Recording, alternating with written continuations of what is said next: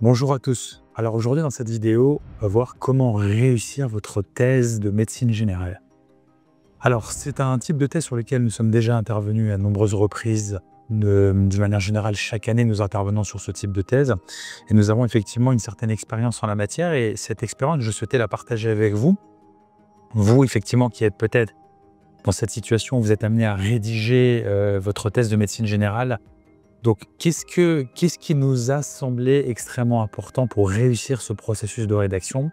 Alors, je vais vous partager quelques conseils, effectivement, qui sont le fruit de notre expérience. Alors, tout d'abord, le choix du sujet. Alors, le choix du sujet, il est absolument fondamental. Il respecte plusieurs critères universels au niveau académique et des critères qui sont particuliers, effectivement, à la médecine générale et qui présentent notamment un intérêt au niveau clinique et au niveau de la littérature récente. Donc gérer une problématique qui est chaude, qui est d'actualité et qui est novatrice, qui va permettre d'apporter quelque chose de nouveau, notamment à travers la partie empirique, donc la partie exploratoire de votre thèse. Donc d'apporter effectivement une continuité au niveau de la recherche, au niveau de la connaissance. Donc ça va être vraiment l'aspect essentiel qu'il va falloir retenir au niveau de votre sujet. Au-delà, effectivement, bien évidemment, de l'intérêt que vous pouvez avoir pour le sujet, cet intérêt, il peut se manifester à travers votre parcours, à travers des problématiques que vous avez pu rencontrer, notamment dans l'exercice de vos fonctions, si vous êtes en stage notamment.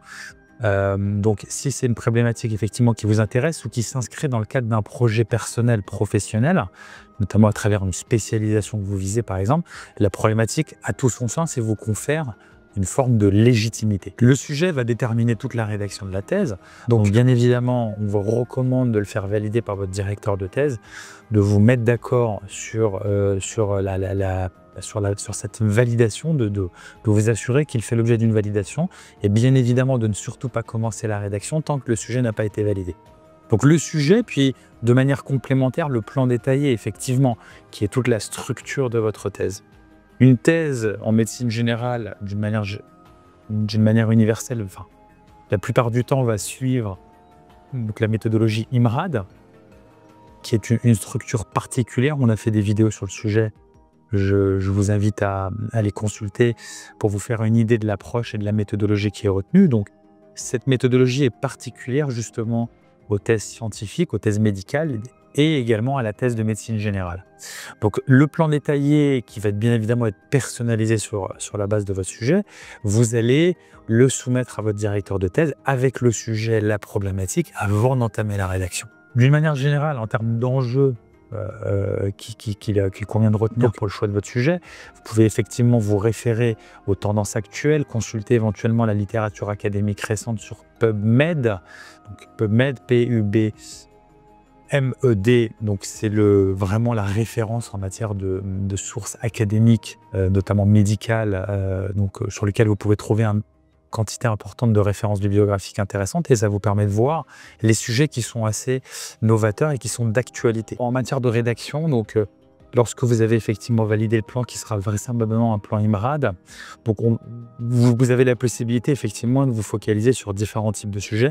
En ce qui concerne la revue de littérature, comme je vous l'ai indiqué, je vous recommande fortement de vous référer à PubMed. Vous allez vraiment avoir un nombre de références assez important. PubMed est vraiment adapté donc, aux thèses de médecine et c'est là où vous allez retrouver des sources de premier choix et notamment des sources récentes puisque dans le choix des sources, vous pouvez effectivement choisir le niveau d'ancienneté. Donc sur une thèse de médecine, pour que vous soyez effectivement crédible, on va vous recommander de vous baser sur des sources vraiment récentes, moins de 5 ans, moins de 2 ans c'est encore mieux, moins de 5 ans c'est très bien aussi, et de rédiger votre revue de littérature sur cette base. Donc au sein de la revue de littérature, vous allez effectivement confronter les différents auteurs, les différentes approches par rapport au concept que vous avez retenu. Par exemple, si vous vous basez, je prends un exemple de sujet, un sujet qui peut être tout à fait récent et pertinent, donc par exemple l'impact de l'intelligence artificielle dans le diagnostic des patients, bien évidemment ça a vocation à être beaucoup plus affiné.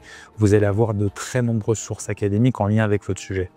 Donc, on part effectivement sur un sujet, ensuite on va rédiger cette revue de littérature, on va avoir ensuite une partie empirique, une partie terrain, qui va s'appuyer la plupart du temps sur des questionnaires, éventuellement des entretiens, pourquoi pas avec des médecins si je me réfère au sujet que je viens d'évoquer. La méthodologie est très importante, bien évidemment, donc on l'a fait valider par le directeur de thèse encore une fois.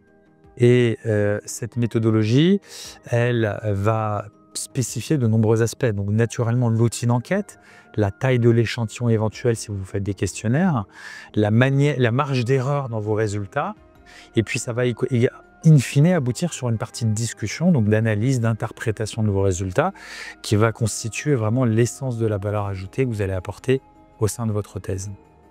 Donc, dernier conseil que je vous donne, au risque de le galvauder un petit peu, puisque c'est un conseil qu'on répète vraiment assez fréquemment sur cette chaîne, c'est vraiment d'être dans une démarche de concert, d'échange et de validation intermédiaire avec votre directeur de thèse, et notamment à la fin de la rédaction, de la faire valider par votre directeur de thèse. Quand on intervient d'un point de vue rédactionnel chez Expert Mémoire sur la rédaction de thèse de médecine générale, on vous guide à travers ces validations intermédiaires et on fait vraiment valider les parties qui sont les plus importantes et sur lesquelles il y a un maximum d'enjeux.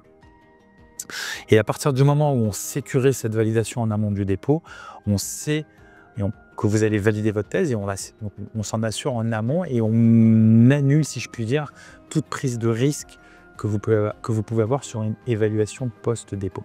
Voilà, j'espère que cette vidéo vous apportera de la valeur, des conseils intéressants et je vous souhaite bonne continuation et réussite pour votre thèse de médecine générale.